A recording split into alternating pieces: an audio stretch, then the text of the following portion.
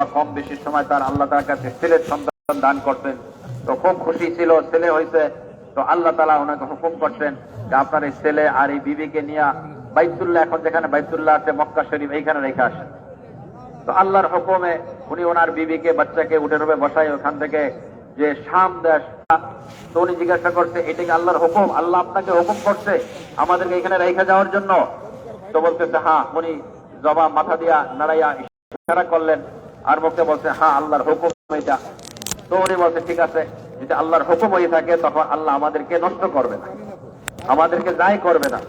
তো বলছে এক মহিলা আর তার দিলের কত একিন, যে একিনের বুনিয়াদের উপরে কি বলতেছে, এমন জায়গা যেখানে কোনো মানুষ নাই, কোনো সাথী নাই, জিন্দিগি যাপন করার কোনো আসবাব নাই, খানা পিনা নাই, আর এমন জমিন যে জমিনে কোনো পয়দাও হয় না, জমিনে পয়দার কোনো যোগ্যতাও নাই, এইখানে রেখে যেতেছে শত শত মাইলের মধ্যে কোনো আবাদি নাই।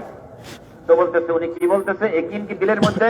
তো বলতেছে যদি আল্লাহর হুকুম হয়ে থাকে তো আল্লাহ আমাদেরকে নষ্ট করবে না, ধ্বংস করবে না, আপনি চলে যান। যান। উনি চলে গেছেন। তো বলছে আমরা সবাই জানি যে কিভাবে আল্লাহ তাআলা তাদেরকে এই এক মহিলার বাচ্চা কিভাবে ওইখানে প্রবেশ করতেন, পালছেন, আর ওইখানে এই শহরকে বাইতুল্লাহ আর মক্কা শরীরকে আবাদ করতেন, বাইতুল্লাহ বানাইছেন। তো বলছে এটা একিনের বুনিয়াদের উপরে। তো যে আল্লাহ তাআলা নবীদেরকে পাঠাইছেন, নবীরা সবচেয়ে আগে মেহনত করছেন যে মানুষের দিলের একিন ঠিক হয়ে যায়। যখন একিন ঠিক হবে বলতে তার আমল ঠিক হবে, যখন আমল ঠিক হবে তো বলতে দুনিয়ার মধ্যেও সে সফল কাম হবে, আল্লাহর কুদরত থেকে ফায়দা উঠাইতে পারবে, মরার পরে সফল কাম হবে। इस यकीन की बुनियाद पर आजमाइश आई कि जो केले में थोड़ी खजूरें थी थोड़े अरसे बाद खत्म हो गई, मशकीले में पानी था खत्म हो गया, खुद बहुत सख्त प्यासी और भूखी हो गई, और फिर बच्चे के लिए भी दूध न रहा, और बच्चा जब भूख की वजह से उसने ऐंठना शुरू किया और जिस्म मुड़ने लगा और जो है उसने एड़ियां जमीन पर रगड़ना शुरू की, बर्दाश्त न हुआ, सफा मरवा के दरमियान दौड़ी। तो इस यकीन की बुनियाद पर इम्तिहान तो आया, लेकिन इम्तिहान में पूरा उतरी।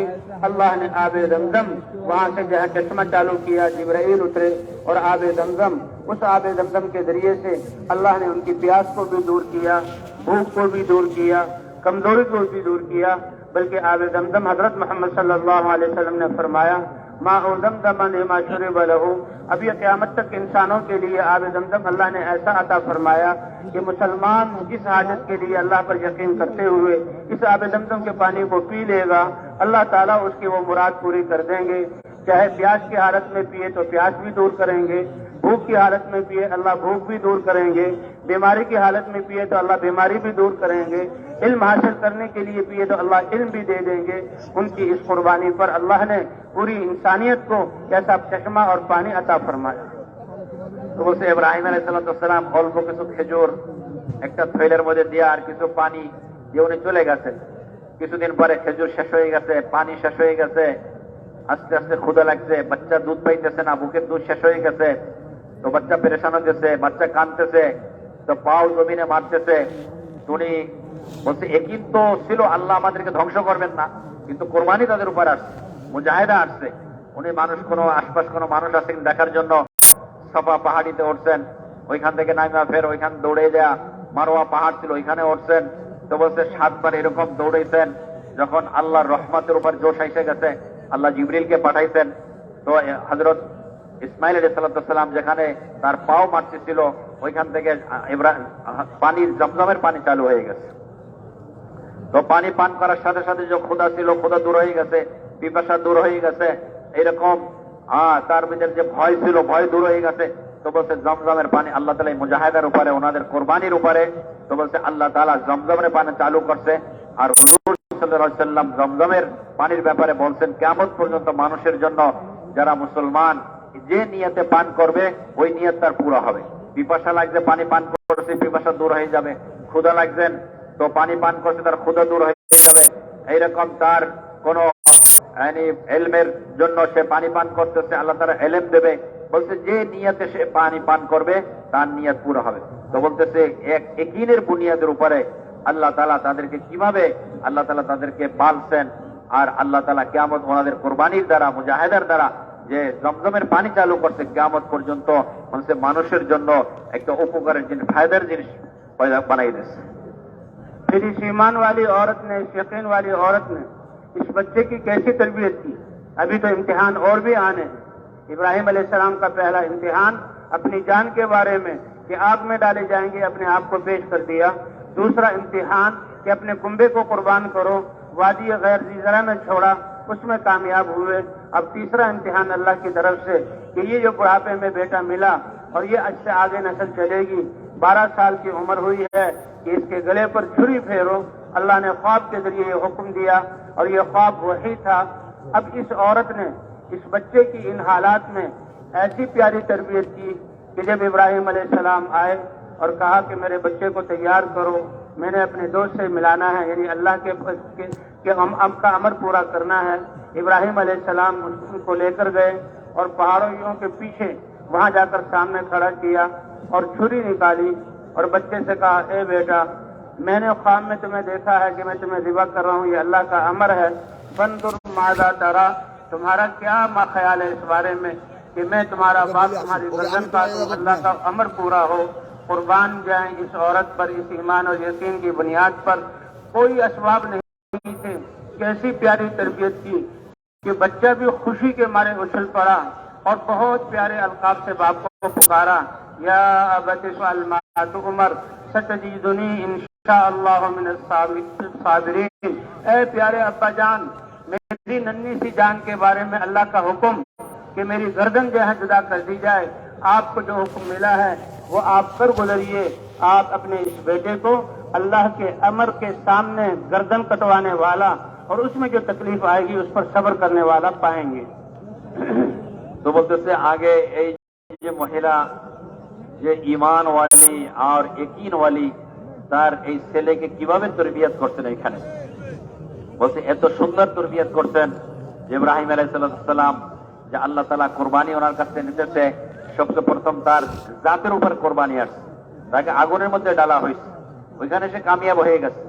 দ্বিতীয় কুরবানি হয়েছে যে তুমি তোমার পরিবার পরিজনের লোকদেরকে রেখে আসো এমন জায়গায় যেখানে কোনো জীবন যাপন করার জন্য আর ওখানে মানুষ ওখানে জিন্দিগি বসর করার কোনো আসবাব নাই, কোনো জিনিস নাই, ওইখানে রেখে আসো। উনি ওইখানে রাখছেন, ওইটাও কামিয়াব হয়ে গেছেন। আর এখন 3 নম্বর যে কোরবানি আসছে, যে ছেলে যখন 12 বছর বয়স, আল্লাহ তাআলা স্বপ্নের মাধ্যমে ওনাকে হুকুম করছেন যে আপনার এই ছেলেকে জব করেন। উনি তৈরি হয়ে গেছেন ছেলেকে জব করার জন্য। উনি ওইখান থেকে আসছেন, আয়েশা হাজরা তার স্ত্রীকে বলতেছে যে আমার ছেলেকে দিয়াও, আমার দোস্তের সাথে দেখা করার জন্য নিয়ে যাও, মোলাকাতের জন্য নিয়ে যাবো। দোস্ত মানে আল্লাহর সাথে দেখা করাতে নিয়ে যাবে। তো মহিলাও বাচ্চাকে এরকম তরবিয়ত করছেন, ছেলেকে দিয়ে দিয়েছে, নিয়ে গেছেন পাহাড়ের ওই পাশে। যখন মিনা ওখানে গেছেন, পাহাড়ের এক পাশে যাইয়া ছুরি বের করছে আর বলতেছে যে আই ছেলে, আমাকে আল্লাহ তাআলা স্বপ্নের মাধ্যমে হুকুম করছে যে আমি তোমাকে জব করবো আল্লাহর জন্য, তোমার কি রায়? তো এখন ছেলে খুশি হয়ে গেছেন যে আল্লাহ হুকুম করছে আমার একটা ছোট আর নান্না এইরকম একটা জান নেওয়ার জন্য। উনি এমন সুন্দর শব্দে আলফাজের দ্বারা বলছে, উনি জবাব দিয়েছেন যে আমার আব্বা, আল্লাহ আপনাকে যে হুকুম করছেন, বলছে আপনি হুকুম পুরা করেন, আমাকে আপনার সাহায্য, আমাকে ধৈর্য ধারণ করেনওয়ালাদের মধ্যে আমাকে পাবেন, সবর করেনওয়ালাদের মধ্যে আমি পাবেন। আপনি যে আমাকে ছুরি আমার গলায় চালাবেন, এর জন্য আমি সবর করবো, যে কষ্ট আসবে সবর করবো।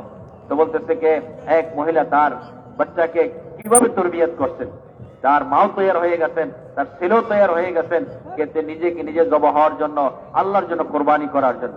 তো বলছে এটা সব ইয়াকিনের বুনিয়াদের উপরে। अल्लाह के अमर पर अपनी जान को आग के लिए पेश किया, अल्लाह ने हिफाजत की। अल्लाह के अमर पर बीवी और बच्चे को जो हलाकतों की जगह में छोड़ा, अल्लाह ने वहां पाल कर दिखाया। और अभी बच्चा छुरी के नीचे है तो अल्लाह ने अपना अमर देकर छुरी के नीचे हिफाजत की। कहते हैं एक नबी के जिस्म में 4000 आदमी की ताकत होती है, तो वो 4000 बाजू वाली ताकत से वो छुरी फेर रहे हैं। अल्लाह ने मना किया, खबरदार ये छुरी इब्राहिम इस्माइल अलैहिस्सलाम के जिस्म के बाल को भी काटे। अल्लाह ने जन्नत से मेंढा उतारा और वो ज़िबा हो गया। इब्राहिम अलैहिस्सलाम ने देखा कि गला कट चुका है, खून के फुआर लग चुके हैं, तो खुश हो गए कि अल्लाह का अमर पूरा हुआ। आंखों पर पट्टियां बांधी हुई थी, जब खोली तो देखा कि छुरी के नीचे वो मेंढा है जो ज़िबा हुआ, और जहाँ जिब्राइल अलैहिस्सलाम खड़े हुए हैं और इस्माइल अलैहिस्सलाम खड़े हुए हैं, और अल्लाह का पैगाम उतरा कि हमने इस बच्चे के फिदिये में जो है हमने मेंढा उतारा, और ए इब्राहिम तुम इस इम्तिहान में भी कामयाब हो गए, हमने तुम्हें सारी इंसानियत का इमाम बनाया। तो इस हुक्म की बुनियाद, अब हुक्म को पूरा किया। अल्लाह ने इस तरह उन बच्ची जो है इस खानदान की हिफाजत की और इस्माइल अलैहिस्सलाम की नस्ल से हजरत मोहम्मद सल्लल्लाहु अलैहि वसल्लम आखिर में तशरीफ लाए। ইব্রাহিম আলাইহিস সালাম নিজেকে নিজে পেশ করছে কোরবানির জন্য, নিজের জানকে আল্লাহর হুকুমের সামনে, তো আল্লাহ তাআলা ওনাকে হেফাজত করছে আগুনের মধ্যে। দ্বিতীয় হুকুম আসছে তোমার পরিবারের ছেলে আর তোমার বিবিকে রাইখা আসো কোরবানি করার জন্য এমন জায়গায় যেখানে কোনো মানুষ বাঁচার কোনো আসবাব নাই, কোনো মাধ্যম নাই। তো উনি এই হুকুম পুরা করছেন, আল্লাহ ওনাদেরকে হেফাজত করছেন। 3 নম্বর হুকুম আসছে যে তোমার ছেলেকে 12 বছর ছেলেকে জব করো, উনি জব করার জন্য তৈরি হয়ে গেছে। তো বলতেছে উনি চোখ বাঁধছে আর বলতেছে যে একজন নবীর শরীরে 4000 মানুষের শক্তি থাকে, এই শক্তি দিয়ে উনি তার ছেলের গলায় ছুরি চালাইতেছে। দেখে ছুরি চলে গেছে, জব হয়ে গেছে, রক্ত বেরিয়েছে। তো উনি খুশি হয়ে গেছে যে আল্লাহর হুকুম পুরা হয়ে গেছে। যখন উনি চোখ খুলছে দেখেন যে ইসমাইল আলাইহিস সালাম পাশে খাড়া আর একটা দুম্বা এখানে জব হয়ে আছে। আল্লাহর পক্ষ থেকে আওয়াজ আসছে, হে ইব্রাহিম, তুমি তোমার স্বপ্ন আল্লাহর হুকুম পুরা করছো আর ইসমাইলের জায়গায় আল্লাহ তার দুম্বা এটা জব হয়ে গেছে, তুমি তোমার স্বপ্ন পুরা করে ফেলাইছো, তুমি এটার মধ্যে সত্য হয়ে গেছে। তো আল্লাহ তাআলা তার ছেলেকে হেফাজত করছে। তো নিজের জন্য যখন জান মাল কুরবান করে, আল্লাহর জন্য পেশ করে, আল্লাহ তাআলা তাকে এরকম হেফাজত করে। বলছে ওই খানদান ইসমাইল আলাইহিস সালামের ওনার বংশে ওনার নসলের মধ্যে এই উম্মতের নবী হযরত মুহাম্মদ সাল্লাল্লাহু আলাইহি ওয়াসাল্লাম কে আল্লাহ দুনিয়া पैदा করছে। इसलिए सबसे कीमती सरमाया इंसान का यकीन है। इसी यकीन की बुनियाद पर अल्लाह दुनिया और आखिरत को बनाएंगे। अल्लाह ने नबियों को, जब इंसानों के आमाल बिगड़े, नबियों को ला इलाहा इल्लल्लाह की दावत देकर भेजा और इस ला इलाहा इल्लल्लाह की दावत के जरिए से कुछ इंसानों का यकीन ठीक हुआ और अल्लाह के दीन पर चलने की इस्तेदाद पैदा हुई और उनमें तलब पैदा हुई कि अल्लाह जिसके हाथ में कामयाबी है, खजाने भरे हुए हैं, वो क्या चाहता है। अल्लाह ने अपना दीन उतारा और ये दीन जब वजूद में आया तो अल्लाह ने बातिल की कुव्वतों को मिटाया और दुनिया के फिरौनों को, नमरूदों को, कारूनों को खत्म किया और कितनी कौमों को अल्लाह ने अपने अजाब का कोड़ा बरसा कर रोए जमीन को पाक करके ईमान वालों को वारिस बनाया और ईमान वालों की नस्लें चली। तो पहले यकीन ठीक हुआ, फिर अल्लाह ने अपने अहकाम उतारे। इसी तरह सबसे आखिर में सारे नबियों के सरदार इस कलमे ला इलाहा इल्लल्लाह की दावत को लेकर आए और फरमाए, ए अबू सुफियान, वल्लाहि लतमूतुन, तुम मरोगे, सुम्मा लतुबअसुन, फिर तुम्हें जरूर जिंदा किया जाएगा। फिर जिसने जिंदगी अच्छी गुजारी, लयदखुलन्ना मुहसिनुकुमुल जन्ना, वो जन्नत में दाखिल होगा और जो तुम में से बुरी जिंदगी गुजारने वाला होगा वो जहन्नम में दाखिल होगा। और ए इंसानों, मैं तुम्हारे पास इतना बेहतरीन कलमा लेकर आया हूँ, लव तक़ूलूना, अगर उस कलमे को तुम दिलों से मान लो और अपनी जिंदगी को उसके मुताबिक बना लो, तदीनु लकुमुल अरब, ये सारे बिगड़े हुए अरब जो किसी के काबू में नहीं आते, इस कलमे की दावत से वो सब मुहद्दब और मुरत्तब हो जाएंगे और तुम्हारे साथ जुड़ जाएंगे और अल्लाह तुम्हारी जिंदगियों को ऐसा पाकीज़ा बनाएंगे कि रूम और फारिस अपनी शाही सलीक़े और आदाब को भूल कर तुम्हारी इत्तिबा करेंगे और वो तुम्हारे मातहत बन के रहेंगे। और कुछ ही अरसे में अल्लाह ने अपना ये वादा पूरा कर दिखाया। তোমাদের বলতেছে মানুষের দিলের একিনের যে আসল জিনিস, আসল সরমায়া, আসল পুঁজি, এটা হলো মানুষের দিলের একিন ঠিক হয়ে যাবে। তো বলছে আল্লাহ তাআলা দুনিয়ার মধ্যেও সে সফল কাম হবে আর আখিরাত মরার পরও সফল কাম হবে। বলছে আম্বিয়া আলাইহিস সালাতু ওয়াসসালাম এই কলেমা নিয়ে আসছে আর ওনারা মেহনত করছেন এই মানুষের দিলের ভিতরে কবে একিন ঠিক হয়ে যায়। একিন, এই কলেমার মেহনত করছে, লা ইলাহা ইল্লাল্লাহর উপরে মানুষের একিন হয়েছে, আল্লাহর হুকুম পুরা করছে, মানুষের একিন পয়দা হবে। এই সমস্ত কামিয়াবি আল্লাহর হাতে। আর আল্লাহর কাছ থেকে কামিয়াবি নেওয়ার জন্য বলছে তখন তাদের দিলের ভিতরে একটা তলব আসছে, চাহাত আসছে যে আল্লাহ তাআলা আল্লাহর হুকুম পুরা করার মধ্যে, আল্লাহর হুকুম পুরা করবে তো আল্লাহ তাআলা দুনিয়ার মধ্যে তাকে কামিয়াবি দেবেন, দুনিয়ার মধ্যে সফল কাম হবে। তো আল্লাহ তাআলা আহকামাত নাযিল করছে, একিন ঠিক হয়েছে, আল্লাহর হুকুম আসছে, নবীর তরিকায় হুকুম পুরা করছেন। তো বলছে আল্লাহ তাআলা এই ঈমান ওয়ালাদেরকে আর একিন ওয়ালাদেরকে আল্লাহ তাআলা কামিয়াব করছেন, সফল কাম হয়েছে।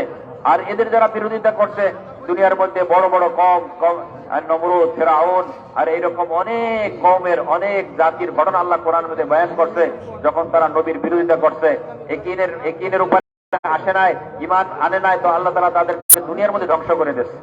আর তাদের ঘটনা দুনিয়ার ভিতরে। আর কামিয়াব কারা হয়েছে? একিনওয়ালারা, ইমানওয়ালারা, আল্লাহর হুকুম পুরা করেন ওয়ালারা দুনিয়ার মধ্যে কামিয়াব হয়েছেন, মরার মধ্যে মরার পর কামিয়াব হবে তারা। এই সমস্ত ঘটনা আল্লাহ তাআলা কোরআনের মধ্যে বয়ান করছে। বলছে সর্বশেষে হযরত মুহাম্মদ সাল্লাল্লাহু আলাইহি ওয়াসাল্লামও এই কলেমা নিয়ে আসছেন, আর কলেমার দাওয়াত দিচ্ছেন, একিনের দাওয়াত দিচ্ছেন, যে মানুষের দিলের ভিতরে আল্লাহ থেকে হয়, আল্লাহর হাতে কামিয়াবি, আল্লাহর খাজানা থেকে উপকৃত ওই ব্যক্তি হইতে পারবে যে তার দিলে একিন আছে আল্লাহর উপর, আল্লাহর খাজানার উপরে। এর বুনিয়াদের উপর মেহনত করছেন হুজুর সাল্লাল্লাহু আলাইহি ওয়াসাল্লাম। আবু সুফিয়ান, তোমার কাছে আমি দুনিয়ার আখিরাতের ভালাই তোমাদের কাছে নিয়ে আসছি, তুমি অবশ্যই তুমি মরবে, তারপরে দ্বিতীয়বার আবার তোমাকে জীবিত করা হবে, আবার এরপরে তোমাদের মধ্যে যে ইমানওয়ালা আমলওয়ালা নেক হবে সে জান্নাতে যাবে, আর তোমাদের মধ্যে যে গুনাহ করনেওয়ালা আর কাফের হবে সে জাহান্নামে যাবে। আর হুজুর সাল্লাল্লাহু আলাইহি ওয়াসাল্লামকে দাওয়াত দেয়, হুজুর দাওয়াত দিতে মক্কাওয়ালাদেরকে আর আরবদেরকে, আমি এমন একটা কলেমা নিয়ে আসছি, এই কলেমা তুমি ইয়াকিন, এটা তোমরা এই কলেমাটা পড়ো আর কলেমার মতো ইয়াকিন পয়দা করো। তো বলতে সমস্ত আরব তোমাদের অনুসরণ করবে, তোমাদের পিছে চলবে, তোমাদেরকে মানবে, আর সমস্ত দুনিয়ার মানুষ অনারব যারা আছে তোমাদেরকে কর দিয়ে চলবে। তো বলছে আল্লাহ তাআলা যখন সাহাবায়ে কেরাম মুসলমান হয়েছেন, আরব মুসলমান হয়েছে আর কলমর মেহনত করছেন, তো আল্লাহ তাআলা এই ওয়াদা পুরো করে দেখাইছে। সাহাবাদের জমানায় বলছে ওয়াদা পুরো হয়েছে, সমস্ত আরব মুসলমান হয়েছে, আর এই মক্কাওয়ালাদের অনুসরণ করে তাদেরকে তাবে হয়েছে, আর সমস্ত দুনিয়ার মানুষ তাদেরকে কর আদায় করতেছে। तो सबसे ज्यादा मेहनत अंबिया किराम की और दावत ईमान और यकीन को दुरुस्त करने के लिए फिर अल्लाह के अहकाम उतरे। तो हुजूर सल्लल्लाहु अलैहि वसल्लम को भी अल्लाह ताला ने 10वें या 11वें साल नमाज जैसी इबादत अता फरमाई। ये अल्लाह की इबादत, नमाज ये एक ऐसी इबादत है जिससे दावत से यकीन बनता है। तो नमाज अल्लाह की ऐसी इबादत है कि जिससे इंसान के जिस्म का इस्तेमाल ठीक होता है। कहते लैलतुल मेराज में आप सल्लल्लाहु अलैहि वसल्लम अल्लाह के दरबार में हाजिर हुए और अल्लाह के सामने अत्तहियातु लिल्लाहि वस्सलावातु वत्तय्यिबात जानी माली और कौली इबादतें पेश की। अल्लाह की तरफ से भी अस्सलामु अलैका अय्युहन नबिय्यु व रहमतुल्लाहि व बरकातुहू, अल्लाह की तरफ से सलामती और रहमतें और बरकतें इनाम मिला। अल्लाह के रसूल ने इसको अपनी पूरी उम्मत के लिए कबूल किया। अस्सलामु अलैना व अला इबादिल्लाहिस सालिहीन, ये सलामती हम पर हो और अल्लाह के नेक बंदे पर हो।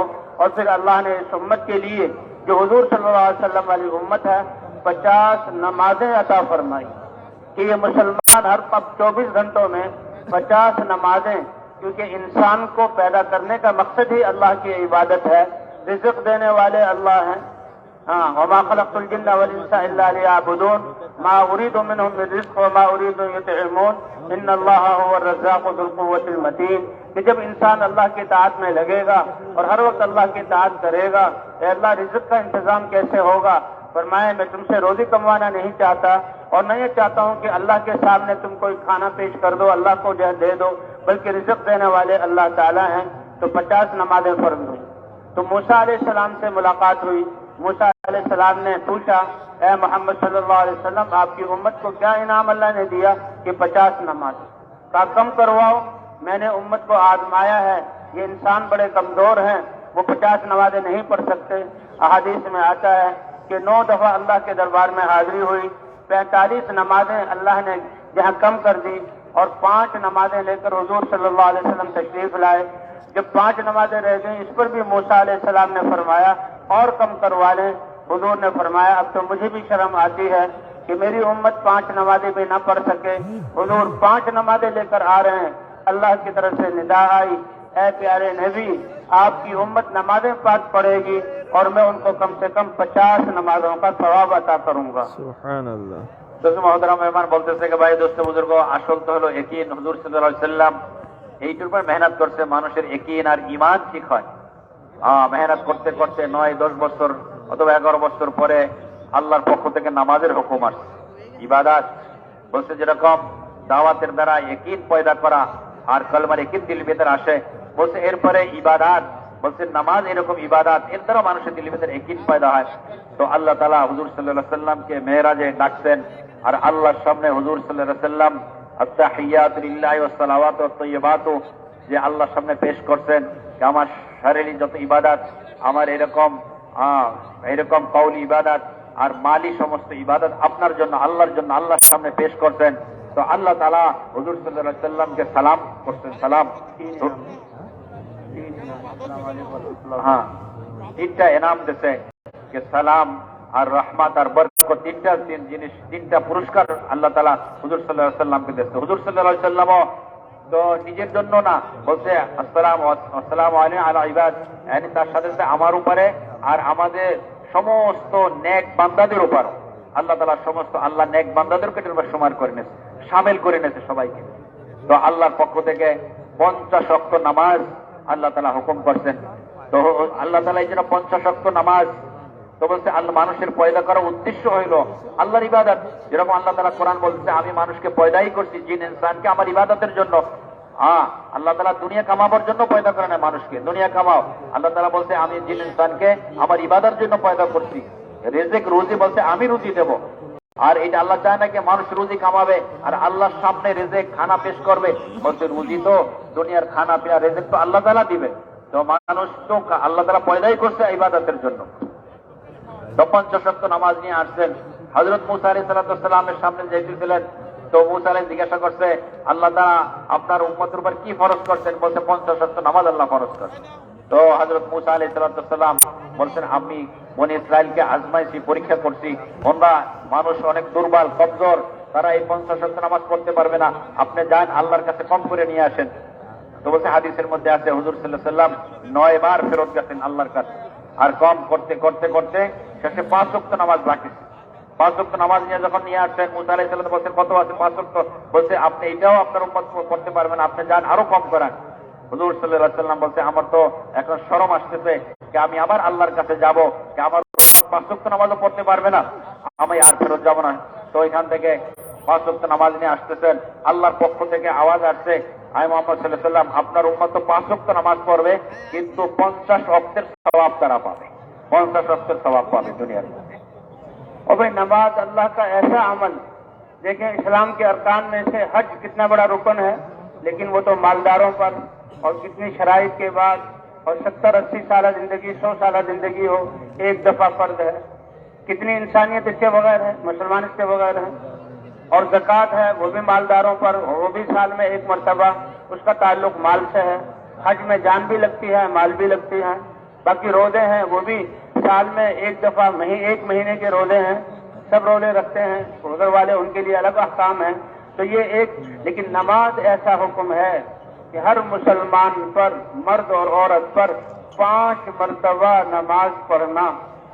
और फिर ये एक ऐसा हुक्म है, अब हज जो है इंसान खाना पीना बातें सब आमाल के साथ जो है वो कर सकता है।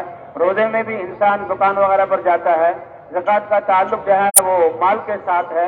लेकिन नमाज अल्लाह का ऐसा प्यारा हुक्म है कि ये कैसा हुक्म दिया कि सब चीजों से फारिग होकर और जहन को भी खाली करके मस्जिद में आओ और मस्जिद में आकर अल्लाह अकबर कहो और अल्लाह के सामने खड़े हो जाओ।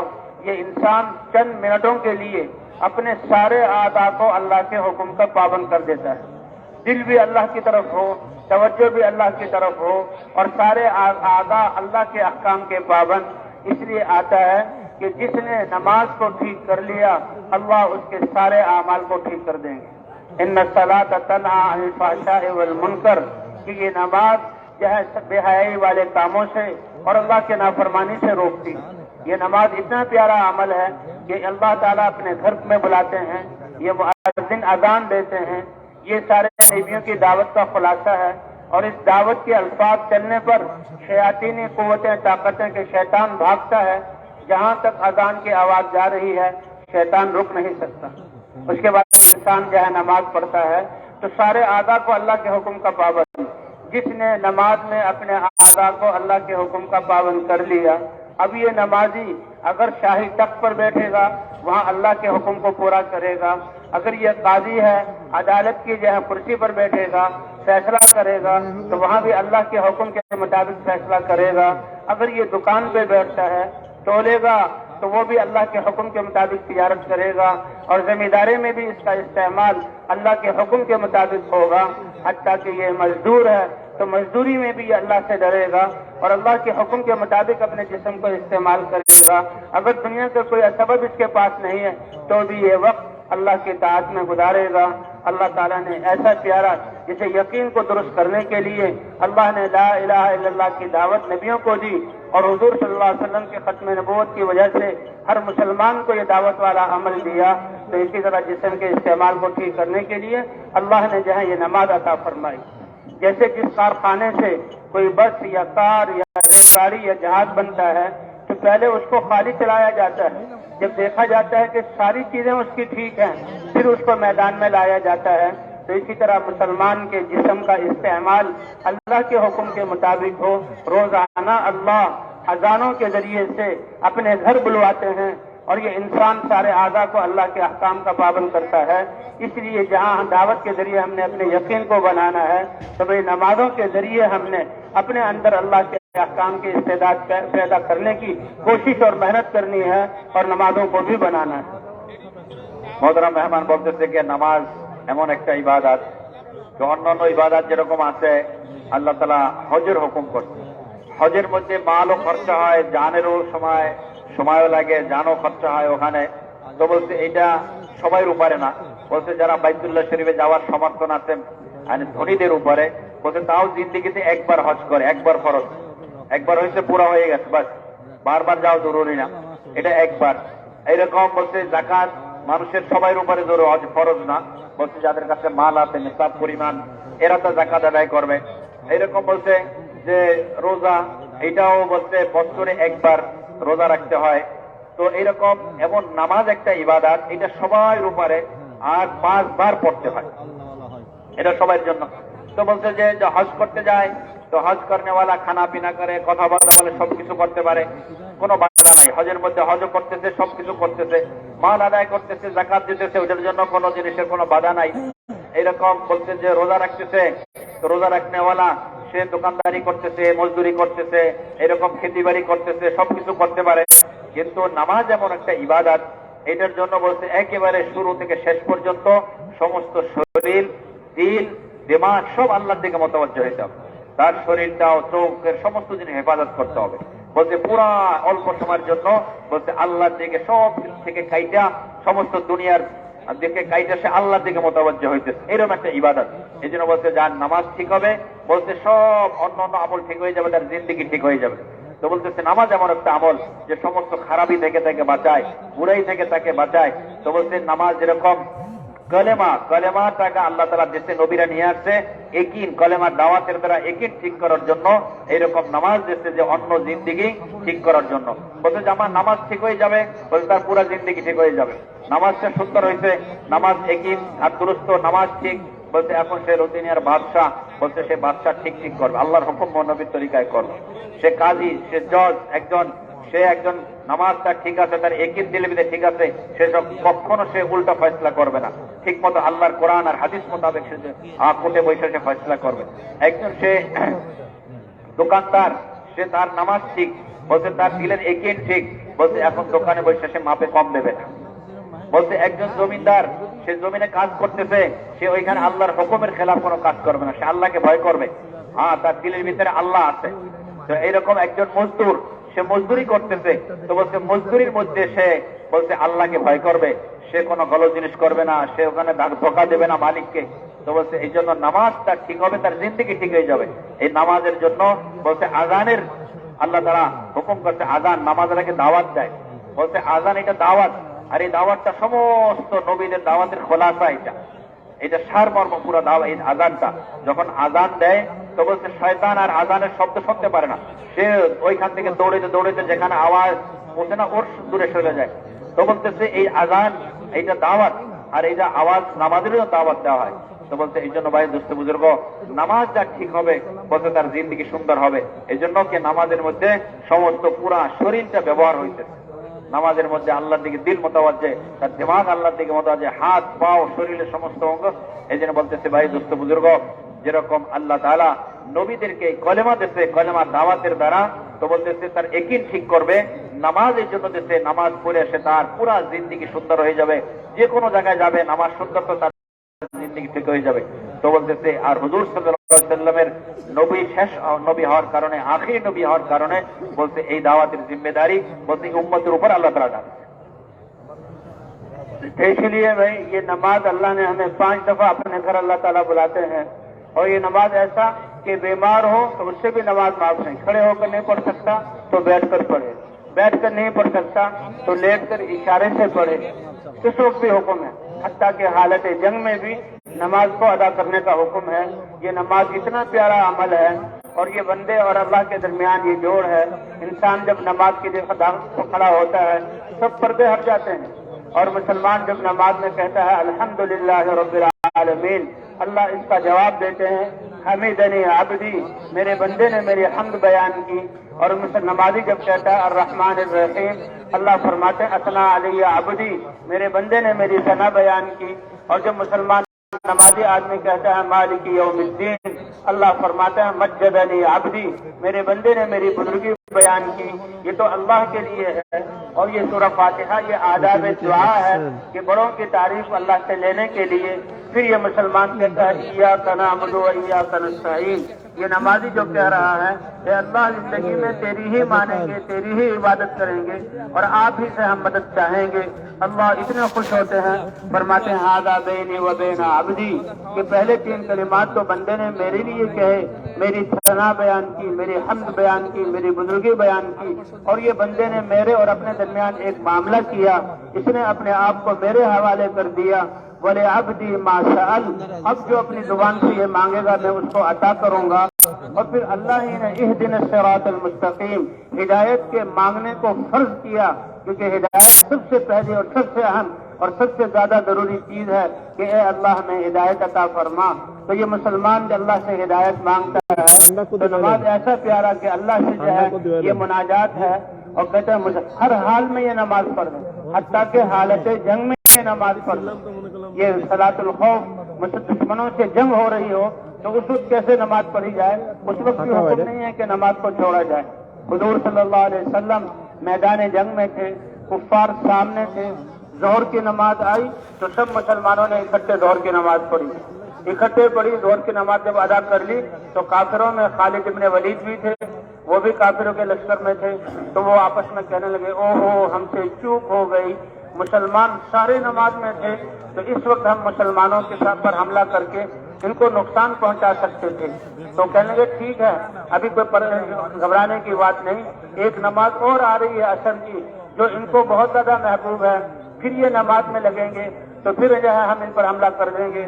अल्लाह ने सलातुल खौफ उतार दी कि ए नबी आप अपने इन सहाबा के 2 हिस्से कर लें, एक हिस्से को आप कुछ नमाज पढ़ाएं और दूसरा हिस्सा दुश्मनों के सामने हो, फिर वो आपके पीछे आ जाए और ये दुश्मनों के सामने चला जाए।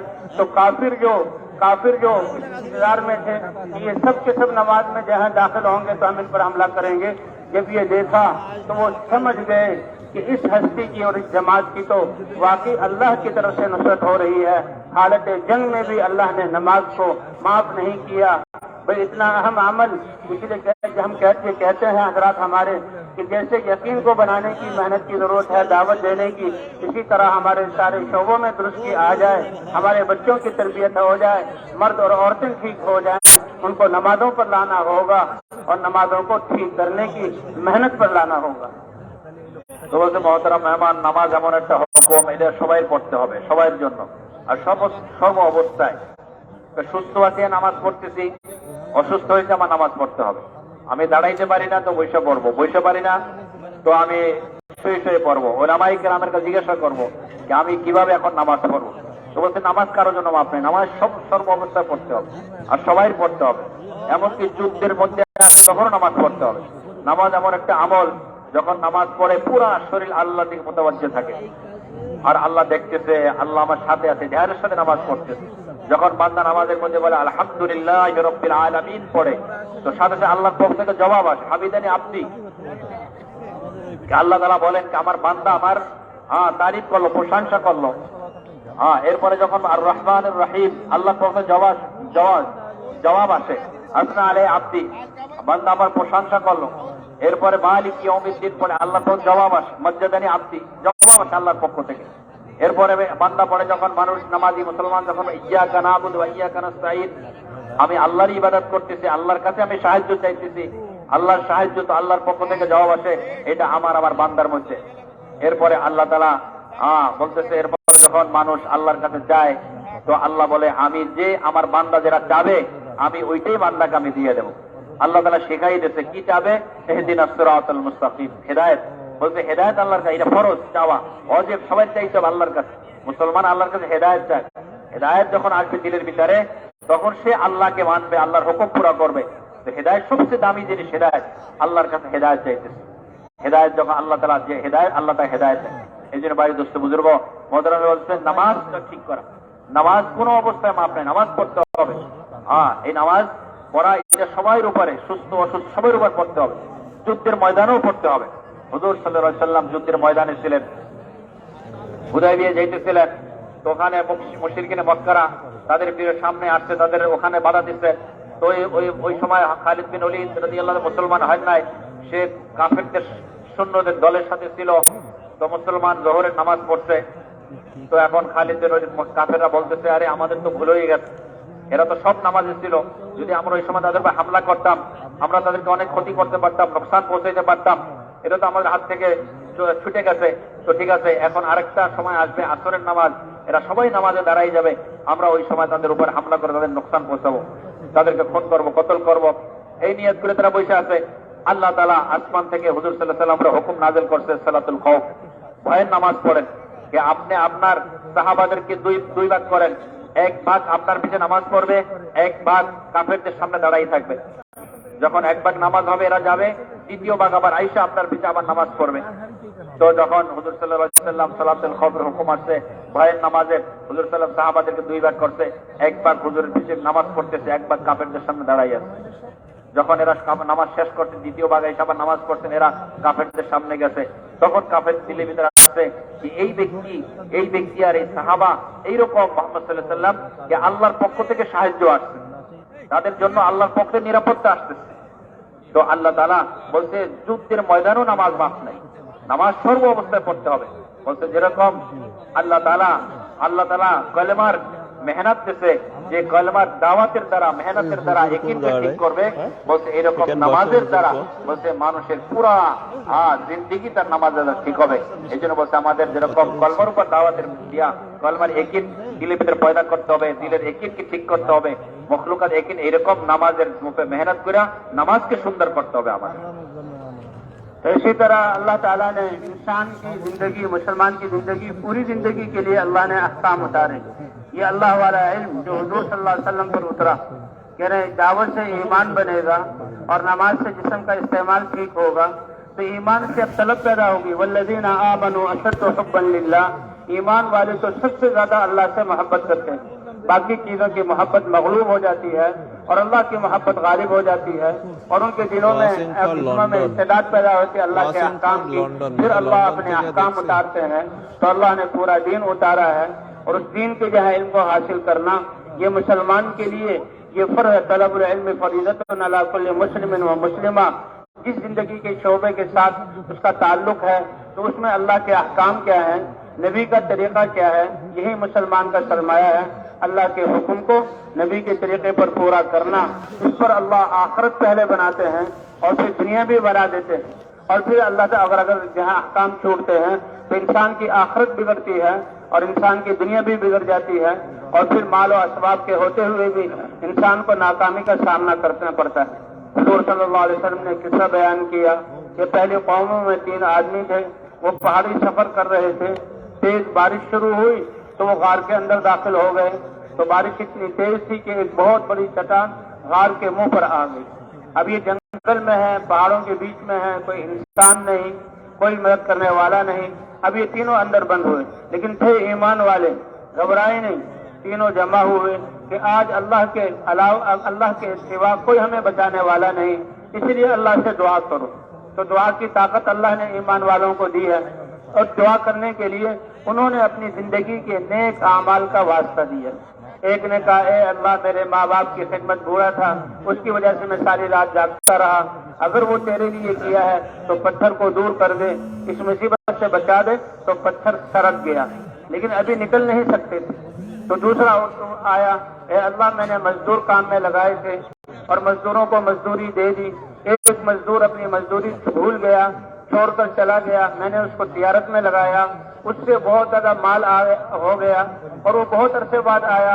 ए अल्लाह मैं वो उसने अपनी मजदूरी मांगी तो मैंने सारा सामान उसको दे दिया। पहले तो वो कहने लगा मजाक मत करो, मैंने उसको बताया कि नहीं, तुम्हारे ही माल को मैंने तिजारत में लगाया। ए अल्लाह वो सारा ले गया, जरा भी नहीं छोड़ा, और मैंने तेरे लिए है अल्लाह उसको सारा माल दे दिया। अगर ये इखलास के साथ किया है तो इसे निजात अता फरमा। अल्लाह ने बच्चन को और दूर किया, लेकिन अभी निकल नहीं सकते थे। एक और आया, उसने अपनी चचेदार बहन का किस्सा जिक्र किया।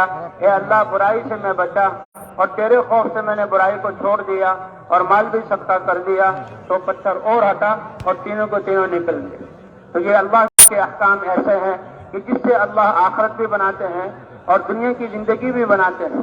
तो एक एक हुक्म अल्लाह का हमारी जिंदगी के शोबों में अल्लाह के अहकाम जिंदा हो जाएं, इसके लिए अल्लाह के इसलिए आता खैरुकुम मन तअल्लमल कुरान व अल्लमा, तुम्हें सबसे बेहतरीन वो है जो कुरान को सीखे और कुरान को सिखाए। এরকম মহতরা মেহমান বলতেছেন, যেরকম কলমার দাওয়াতের দ্বারা মানুষের দিলের ইকিন ঠিক হবে, এরকম নামাজের উপর মেহনত করে তার পুরা জিন্দিগির পুরা জিন্দিগি ঠিক হবে, পুরা জিন্দিগির আমাল ঠিক হবে। এরকম বলছে আল্লাহর হুকুম পুরা করার জন্য, নামাজের জন্য।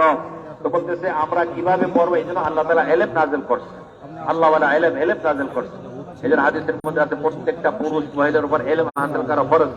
আল্লাহর হুকুম কিভাবে পুরা করবে, নবীর তরিকা কিভাবে চলবে, এই জন্য আমাদের ইলম হাসিল করতে হবে। ইলমের দ্বারা সে বুঝতে পারবে যে কোন জায়গায় কি আল্লাহর হুকুম কিভাবে আমি পুরা করব। বলতে ইলম শেখা বহুত জরুরি। আমাদের ইলম হাসিল করে আল্লাহর হুকুম পুরা করবে, ইলম মোতাবেক আর নবীর তরিকা চলবে, তো বলছে আল্লাহ তাআলা তার দুনিয়ার জিন্দেগি সুন্দর করে দেবে আর আখিরাতে সে কামিয়াব হবে।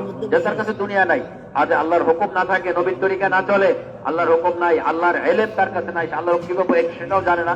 বলছে দুনিয়ায় সমস্ত দুনিয়া থাকা সত্ত্বেও, আসবাব থাকা সত্ত্বেও, তাকে নবীর তরিকা না চলে, আল্লাহর হুকুম নাই, আল্লাহর ইলম তার কাছে নাই, আল্লাহর হুকুম কিভাবে এক সেটাও জানে না। আর যদি ঈমান থাকে আর আমল ঠিক থাকে তো আল্লাহ তাআলা দুনিয়ার মধ্যে কামিয়াব করে দেবে। আল্লাহ তাআলা হাদিসের কিতাবে বলেছে, হাদিসের কিতাবের মধ্যে একটা ঘটনা লেখছে যে আল্লাহ তাআলা ঈমানওয়ালাদেরকে, আমলওয়ালাদেরকে কিভাবে দুনিয়া আখিরাতে কামিয়াব করেন, কিভাবে সফল কাম করেন। বলছে 3 লোক সফরে ছিলেন, চলতেছিল, হঠাৎ করে বৃষ্টি আসছে। বলছে পাহাড়ের গুহার ভিতর ঢুকছে 3 জন। বৃষ্টি অনেক তেজ ছিল, অনেক ভারী বৃষ্টি ছিল। আস্তে আস্তে একটা পাহাড় আইসা, যে পাহাড়ের গুহা ওইটা যে রাস্তা ছিল ওটা বন্ধ হয়ে গেছে, বাইরে রাস্তা বন্ধ হয়ে গেছে। এখন 3 জন ঈমানওয়ালা ছিল, আমলওয়ালা ছিল, তাদের একই ছিল যে এখান থেকে বাঁচার একটাই আল্লাহই বাঁচাইতে পারে, আর কোনো বাঁচার কোনো সুরাত নেই, কারণ কোনো মানুষ নাই ওখানে। আর পাহাড় সরানো, বড় পাহাড় চটান, ওইখান থেকে একটা পাথর সরানো বহুত ভারী, এটা মুশকিল। তো আল্লাহর কাছে ওরা দোয়া করতেছে। মানুষের বলতে ঈমানওয়ালার দোয়া এটা বহুত বড় জিনিস, দোয়ার দ্বারা অনেক বড় বড় কাম হয়। তো বলছে একজনে দোয়া করতে তার নেক আমলকে ওসিলা বানাইতেছে, আল্লাহর কাছে মাধ্যম বানাইতেছে। ইয়া আল্লাহ, বলছে একটা উনি মাধ্যম কি বানাইলে, কে উনি বললেন যে ভাই আমার এই ছিল, আমার মা বাপ ছিল, আমি তাদের খেদমত করতাম। একদিন আমি তাদেরকে রাত্রেবেলা ওনাদের খেদমতের জন্য আমার পুরো রাত আমি ঘুমাইতে পারি না, জাগতে হয়েছে। এই জন্য আমি যদি এই কাজটা আমি আল্লাহর জন্য করে থাকি, আল্লাহ আমাদেরকে এই মুসিবত থেকে বাঁচায়। তো একটু পাথরটা সরিয়ে গেছে, কিন্তু এখনো বাইরে হওয়ার মতো হয় না, বাইরে যেতে পারবে না, ফল করতে সরিয়ে গেছে। আরেকজন আসছে, উনি আল্লাহর কাছে দোয়া করতেছে, আল্লাহ আমি কাজ করার জন্য, তো তাদেরকে মজদুরি দিয়েছি। একজন মজদুর সে তার মজদুরি না নিয়ে চলে গেছে, আমি তার এই পয়সা মজদুরি পয়সা আমি ব্যবসায় লাগাইছি। অনেক গরু ছাগল মোষ অনেক, তার ব্যবসায় অনেক মাল হয়েছে। অনেকদিন পরে আইসা বলতেছে এই আমার মজদুরি দিয়ে দাও। আমি বলছি এই যে ছাগল আর এই গরু মোষ এটা তোমার সব, তোমার মজদুরি। তো বলছে তুমি এই আল্লাহর বান্দা, তুমি আমার সাথে মজাক করতেছো। তো বলছে না না, মজাক করি নাই, তোমার যে পয়সা ছিল আমি ব্যবসা লাগাইছি, ব্যবসার এই মানের দ্বারা এগুলো সব তোমার। তো বলছে সব কিছু সে নিয়ে গেছে, আমার জন্য কিছু রেখে যায় না। আমি যেটা আপনার জন্য করে থাকি, আপনাকে রাজি করার জন্য, আমাদেরকে মুসিবত থেকে বাঁচায়। তো বলছে একটু পাথর সরে গেছে, কিন্তু এখনো তারা বাইরে হওয়ার মতো না। এরপরে আরেকজন আসছে, তার ওই চাচাতো বোনের ঘটনা বলছে, আমি তার উপরে তার মহাব্বত ছিল, আমি তাকে আমি আল্লাহর জন্য তার সাথে আমি বুরাই করি নাই, আল্লাহ যে আল্লাহর জন্য আপনার জন্য করে থাকে, আমাদেরকে মুসিবত থেকে বাঁচাই দেয়। তো পাথর সরে গেছে, 3 জন এখান থেকে বাইরে চলে আসছে। তো বলতেছে কি মুসলমানের দোয়া আর আমলের দ্বারাই বলতে দুনিয়া আখিরাতে সফল কাম হবে। এই জন্য আমাদের যেরকম কলমার একিন দিলের ভিতরে দাওয়াতের দ্বারা একিন পয়দা করতে হবে, নামাজকে সুন্দর করতে হবে, আর আমাদের এলেম হাসিল করতে হবে। এলেমের দ্বারা যেন যে যেখানে আসি, যে সবাই, যে ব্যবসা, জমিনে আর দোকানদারিতে আর হুকুমতে আর চাকরি আর যেখানে আমি আসি, যে পদে আসি, এখানে আমার এটা আল্লাহর হুকুম আর নবীর তরিকা হয়ে যায়। এই জন্য আমাদের এলেম শিখতে হবে। अल्लाह ताला ने इंसान को इतने बड़े बड़े आमाल की मशीन बनाया है कि एक एक अमल जमीन और आसमान से ज्यादा कीमती और वजनी है। मुसलमान एक एक वक्त में कितने अमल कर सकता है। इसकी जुबान का बोल सुभान अल्लाह और इसका दीन की जहर जिंदा करने के लिए फिक्र करना और सोचना, मस्जिद की तरफ कदमों को उठना, हाथों से लेना देना, एक एक अमल की कीमत जो है ये सातों जमीन और आसमान से ज्यादा कीमती। दुनिया के बनाए हुए कारखानों से चीजें बनती हैं और वो दुनिया ही में खत्म हो जाती हैं और उसका फायदा वक्ती तौर पर होता है और उसका अंजाम भी है वीरान होना है। लेकिन ये ईमान और आमाल ये ऐसे सरमाया इंसान के साथ है जो हर वक्त साथ रहता है। इस सरमाए पर सरमाए पर हुकूमतें टैक्स लगाती हैं, चोर चोरी करते हैं, डाकू डाका डालते हैं और उस सरमाए को इंसान एक जगह से दूसरी जगह नहीं ले जाया जा सकता। हुजूर के देखते से बॉर्डरों पर इमिग्रेशन वाले रोक देते हैं कि इसमें सामान ले जाने की इजाजत है, इतना नहीं। लेकिन ये इंसान ईमान वाला आमाल इसके साथ हर वक्त हैं, चाहे ये समंदरों में हो और चाहे ये फिजाओं में हो, चाहे ये जंगलों में जानवरों के दरिंदों के दरमियान हो, चाहे ये सहराओं में हो, ये आमाल इसके साथ हैं और ये आमाल आखिरत में इसके साथ जाएंगे और फिर इंसान हर वक्त अमल कर सकता है। यानी उस सूरत में भी अल्लाह से दुआ करना, इस्तगफार करना और अल्लाह के सामने रोना और नेक अमल करना, जैसे कि अभी वाकया बताया। तो भाई ये ऐसा सरमाया है जो इंसान को दुनिया में भी फायदा देगा और आखिरत में भी फायदा देगा।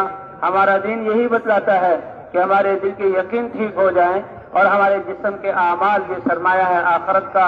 अल्लाह हमें अपनी जिंदगी की कदरदानी की तौफीक अता फरमाए और इस जिंदगी को अपने अहकाम और नबी की सुन्नत के मुताबिक गुजारने की तौफीक अता फरमाए। मोहतरम मेहमान বলতেছে কি আল্লাহ তাআলা মানুষকে একটা মেশিন, আমল করার মেশিন বানাইছে। তো বলছে 24 ঘন্টা আমল করতে পারে সে, আর এক একটা আমল দাম বলছে দুনিয়া আখেরাত সবচেয়ে বেশি, সবচেয়ে ভারী। বলছে দুনিয়ার মানুষ একটা জবান থেকে সুবহানাল্লাহ বলতেছে, তো বলতেছে এইটার দাম সমস্ত দুনিয়ার চেয়ে বেশি।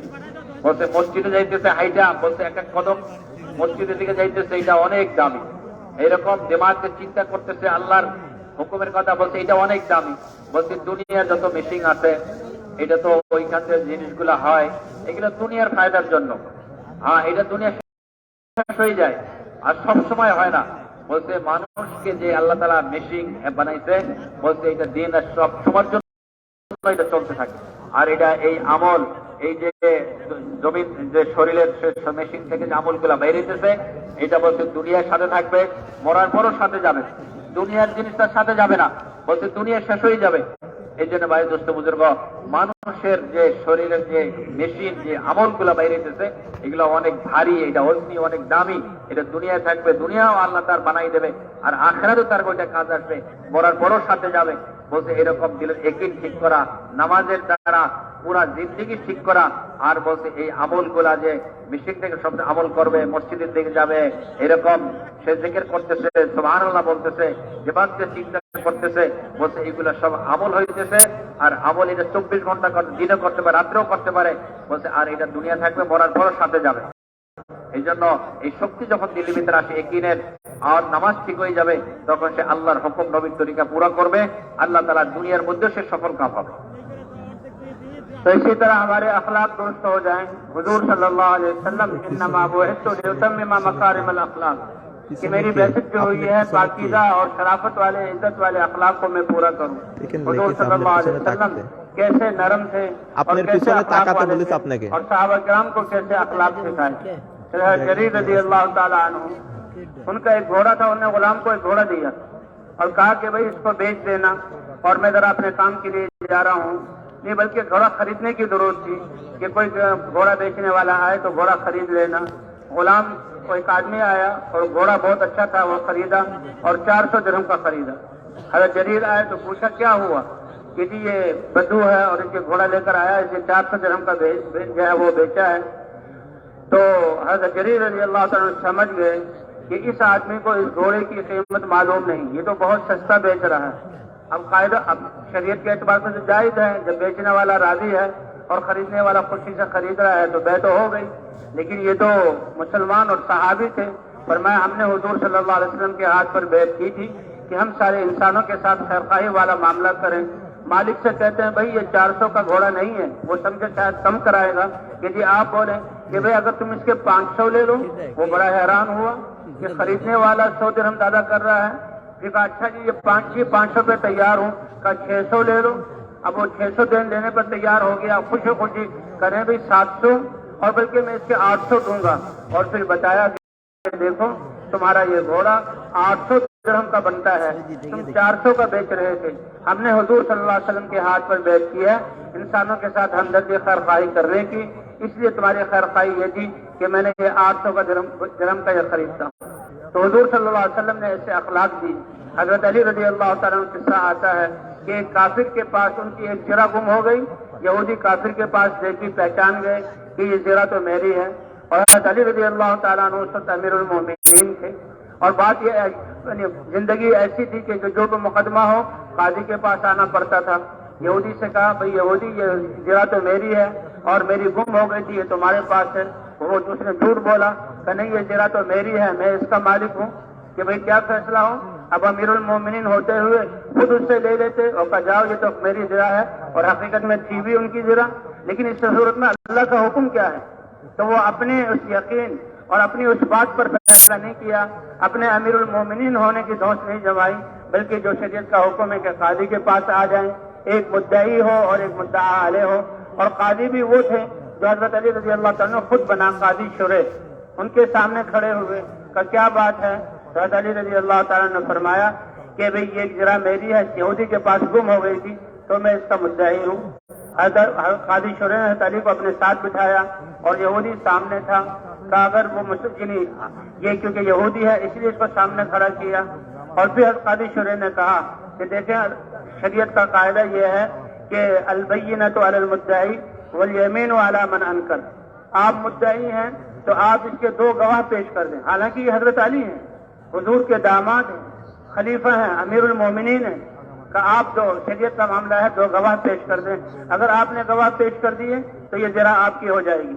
حضرت علی رضی اللہ تعالیٰ نے عرض کیا جی ہاں میرے پاس 2 گواہ ہیں، ایک میرا آزاد کردہ غلام قمبر ہے وہ گواہی دے گا، اور ایک میرا بیٹا حسن یا حسین میں سے کوئی ایک ہے۔ اب قاضی شریح کہنے لگے کہ اللہ کے رسول صلی اللہ علیہ وسلم نے فرمایا ہے کہ بیٹے کی گواہی باپ کے لیے قبول نہیں ہے۔ حضرت علی نے یہاں تک کہا اے شریح کیا کہہ رہے ہو؟ یہ حسن اور حسین یہ 2 بیٹے ہیں، یہ فاطمہ کے بیٹے ہیں، یہ حضور کے نواسے ہیں، اور حضور صلی اللہ علیہ وسلم نے ان کو جنت کے نوجوانوں میں کا سردار قرار دیا ہے۔ کہ بالکل ٹھیک آپ کی بات، لیکن شریعت کا فیصلہ اور معاملہ ایسا ہے کہ باپ بیٹے کی گواہی باپ کے حق میں قبول نہیں۔ اے حضرت علی یا تو قمبر آزاد ہو چکا ہے اس کی گواہی آپ کے لیے قبول ہو جائے گی، بیٹے کی گواہی قبول نہیں ہوگی، یا تو کوئی اور باہر کا آدمی آپ گواہ لے آئے، ورنہ پھر فیصلہ اس یہودی کے حق میں ہوگا۔ اللہ اکبر، یہ تھا اللہ کا اترا ہوا حکم۔ حضرت علی رضی اللہ تعالیٰ عنہ امیر المومنین ہوتے ہوئے اور اپنا علم جو ہے کہ یہ زرہ میری ہے اس کے مطابق عمل نہیں کیا، بلکہ اس معاملے میں جو اللہ کا حکم ہے قاضی شریح نے کہا، اور وہ زرہ جو ہے یہودی کو دے دی۔ اب یہودی نے جو اس سارے منظر کو دیکھا اور یہ فیصلہ سنا، کتنے سخت و مخالف تھے، فوراً اس کی زبان پر اشہد ان لا الہ الا اللہ واشہد ان محمدا عبدہ ورسولہ، کہ اتنا مبارک فیصلہ کہ یہ امیر المومنین ہے، وہ ان کا قاضی ہے، لیکن جو اللہ شریعت کا حکم ہے اس کے مطابق یہ اپنے علم اور اپنی جو حقیقت ہے اس کے مطابق یہ کام نہیں کر رہے، بلکہ اللہ کے امر کے مطابق وہ مسلمان ہو گیا۔ اور جو ہی مسلمان ہوا کہا یہ زرہ آپ لے لیں، یہ آپ ہی کی ہے، یہ آپ سے فلاں جگہ گر گئی تھی اور وہ میں نے لے لی، یا فلاں نے اٹھائی اور مجھے بیچی میں نے لے لی، یہ مجھے پتہ تھا زرہ آپ کی ہے اور میں جھوٹ بول رہا تھا، لیکن آپ کا یہ فیصلہ، میں اسلام میں داخل ہوتا ہوں۔ جو ہی اسلام میں داخل ہوئے تو روایات میں آتا ہے اے یہودی اب تم مسلمان ہو کر میرے بھائی بن گئے ہو، میں زرہ یہ تمہیں ہدیہ کرتا ہوں اور اس کے ساتھ ایک سواری بھی دے دیتا ہوں، तो भाई ये था मुसलमानों के आमाल और ये थे मुसलमानों के फैसले कि उनकी जिंदगी इंसानों की हिदायत का जरिया बनती थी। तो इसी तरह इस दावत से मकसूद कि ये सिर्फ इन हमारे सारे शोबे अल्लाह के हुक्म और हजरत मोहम्मद सल्लल्लाहु अलैहि वसल्लम के तरीकों के मुताबिक हो जाएं और ये हमारी जिंदगी ही इंसानों की हिदायत का जरिया बन जाए। মোহতারাম মেহমান বলতেছে সাথে সাথে আমাদের আখলাককে সুন্দর করতে হবে, চরিত্রকে সুন্দর করা। হুজুর সাল্লাল্লাহু আলাইহি সাল্লাম বলেন আল্লাহ তাআলা আমাকে পাঠাইছে এই জন্য যে মানুষের আখলাককে সুন্দর করার জন্য, চরিত্রকে ভালো করার জন্য আল্লাহ আমাকে পাঠাইছে। বলতে এইরকম হুজুর সাল্লাল্লাহু আলাইহি সাল্লামে হুজুর সাহাবাদের আখলাকের সুন্দর করছেন, তাদের তরবিয়ত করছেন। তাদের আখলাক কিরকম ছিলেন সাহাবাদের? হযরত জারীর রাদিয়াল্লাহু তাআলা আনহু তার গোলামকে কোন সফরে যাইতেছিলেন, তো গোলামকে বলছে আমার জন্য ঘোড়া কিনো, ঘোড়া খরিদ করো। ঘোড়া খরিদ করার জন্য কেনার জন্য বলেছে।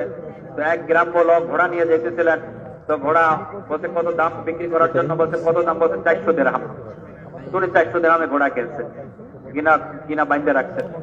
যখন উনি আসছেন জারীর রাদিয়াল্লাহু তাআলা আনহু আইসা দেখতেছে ঘোড়া, গোলাম বলতেছে গোলাম কিনছে কত দিয়ে? 400। তো বলছে এই ঘোড়ার দাম তো অনেক বেশি, 400 তো না, দাম তো অনেক বেশি, কিন্তু শরীয়ত তো জায়েজ আছে। যখন বিক্রি করনেওয়ালা দাম চাইছে আর খরিদ করেন সে কিনছেন আর সে খুশিতে কিনছেন, তো উনি খুশিতে বিক্রি জায়েজ আছে। কিন্তু উনি বলছেন না, আল্লাহ রাসূল আমাকে বলছে যে সমস্ত মানুষের সাথে ভালাই ব্যবহার করো, খায়ের খাও, তার ভালো চাও, ভালো চাইতে বলছে। তো ঘোড়ার দাম তো বেশি, এর 400 না। তো এই গ্রাম্য লোককে ডাকছে, এই তোমার এই ঘোড়া তো 500 টাকা আমি কিনতে, 500 টাকা দাম আছে। ও খুশি হয়ে গেছে যে আমি তো চাই খরিদনেওয়ালা যে কিরায় করে সে তো কম বলে, সে তো বেশি বলে না। সে বলছে না 500 দেন, আমি তো এটা দাম। ঠিক আছে 500 দেন। এরপর বলছে না, তোমার এই ঘোড়া আমি 600 দিয়ে কিনবো। তো উনি আরো হয়রান হয়ে গেছে যে কেনে আর খরিদনেওয়ালা তো ঘোড়ার দাম কম বলে আর এ তো বেশি বলতেছে। এর বলছে না তো 600 দিরহাম, 700 দিরহাম। তো শেষে 800 বলছে, এই গ্রাম্য লোক তোমার এই ঘোড়ার দাম 800 দিরহাম। তো 800 বলছে। এরকম যে হুজুর সাল্লাল্লাহু আলাইহি ওয়াসাল্লাম এরকম তরবিয়ত করতেন, এরকম আখলাক তাদেরকে সুন্দর করতেন যে সমস্ত মানুষের সাথে মানুষের জন্য ভালাই চাওয়া, ভালাই খায়ের খাওয়াই চাওয়া। তো এরকম বলতেছে সাহাবা এরকম আখলাক ছিলেন। বলছে হুজুর এরকম হযরত আলী রাদিয়াল্লাহু তাআলার ঘটনা বলছে আমরা জানি, এটা মশহুর যে ওনার যে বর্মা ছিল, যে যুদ্ধের ময়দানে যে মানুষ কর্তা পরে লোহার, এটাকে বর্মা জেরা বলে, ওইটা এক ইহুদির কাছে উনি রাখেন, কাফের ইহুদি। তো উনি আমিরুল মুমিনিন ওই সময় উনি, তো উনি দেখে বলছে এটা চিনতে পারছে, এটা তো আমার। তো ওই জমানায় হুকুম ছিল যদি কোনো এরকম কেস হয়তো কাজীর কাছে যাইতে হতো, উনি নিতে পারতেন। উনি আমিরুল মুমিনিন, ওনার শক্তি ছিল, উনি তার বর্মা দেখে চিনতে পারছেন, উনি নিয়ে যাইতেন। বলছে না, কাজীর কাছে কাজী ফয়সালা করবো। তো কাজী ওই সময় ছিল কাজী সরাই, উনি ওনার মাতাহাত ছিল, ওনার পক্ষ থেকে কাজী নিযুক্ত ছিল, উনি ওনার কাছে গেছে। তো একদিকে দাঁড়াইছে হযরত আলী রাদিয়াল্লাহু, একদিকে সেই ইহুদি কাফের দাঁড়াইছে, আর হযরত আলী রাদিয়াল্লাহু তাআলা আনহু বলতেছে যে আমার। আর ওখানে শরীয়তের হুকুম হইলো যে কোন জিনিসের দাওয়া করবে, বলছে সে তার সাক্ষী পেশ করবে। দুইজন হযরত আলী রাদিয়াল্লাহু দাওয়া করছেন, বলছে যারা এইটা বর্মাটা আমার। কাজী সরাই ছিলেন, ওনার পক্ষ থেকে নিযুক্ত ছিল, উনি বলছে যে আপনার সাক্ষী কই, সাক্ষী দেন, কেন হুকুম হইলো শরীয়ত এটা আমার, ওনার জন্য সাক্ষী দিতে হবে। তো উনি একজন সাক্ষী, ওনার একজন গোলাম আজাদ করা, এরকম ফয়সালা বলছে এটা উদ্দেশ্য, এটাই দাওয়াতের মাধ্যমে